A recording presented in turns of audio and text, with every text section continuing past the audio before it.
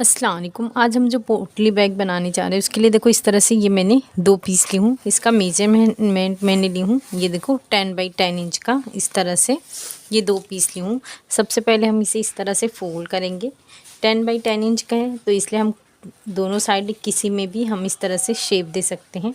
यहाँ से इस तरह से, यहाँ से हल्का सा गोलाई का शेप दे, ऊपर से इस तरह से दे। ये देखो ये कुछ इस तरह से पोटली की तरह नज़र आएगा। बस हमें इतनी सी ही इसे शेप देनी होती है। अब इसकी कटिंग करेंगे।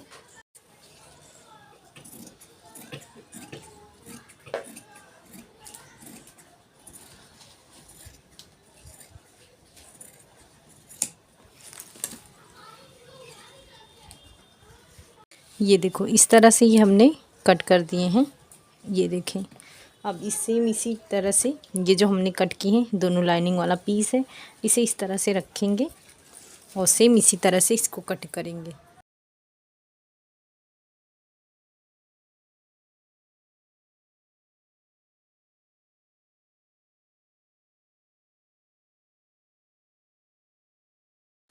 ये देखो इस तरह से ये हमने दोनों पीसेस की कटिंग कर लिए हैं। अब इस तरह से दोनों एक लाइनिंग वाले पीस को साइड करेंगे। ये जो मेरे पास लेस अवेलेबल है वो मैं इस्तेमाल कर रही हूँ। अगर आपके पास इससे छोटा या इससे ज़्यादा चौड़े में है तो आप उसका इस्तेमाल करें, उससे बहुत ही खूबसूरत सा लुक आएगा। यहाँ से हम 2 इंच यहाँ पे देखो इस तरह से निशान लगाएंगे 2 इंच पे, ये देखो। और यहाँ पर भी इस तरह से 2 इंच पे निशान लगा देंगे। इसके नीचे ही हमें इस तरह से ये लेस को यहाँ से लेकर यहाँ तक करना है। ये देखो इस तरह से हमने लेस अटैच कर लेंगे। उसके बाद हम जो लाइनिंग वाला पीस है उसे इस तरह से रखेंगे। ये देखो यहाँ से लेकर यहाँ तक स्टिच करेंगे। दूसरे वाले पीस में भी हम सेम इसी तरह से यहाँ से रखेंगे, यहाँ से लेकर यहाँ तक स्टिच करेंगे।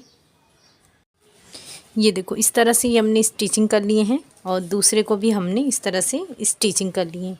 अब इस तरह से इसे खोलेंगे और ये वाले हिस्से को इस तरह से रखेंगे सेंटर पे, इस तरह से सेंटर को रखेंगे।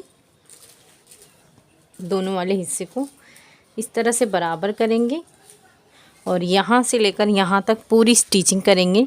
यहाँ से गैप छोड़ देंगे इसे हम सीधा करने के लिए।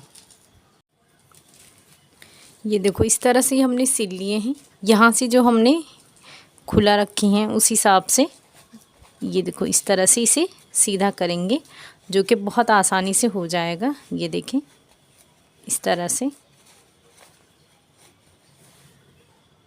ये देखो अब ये खुले वाले हिस्से को हम इस तरह से सबसे पहले पैक करेंगे।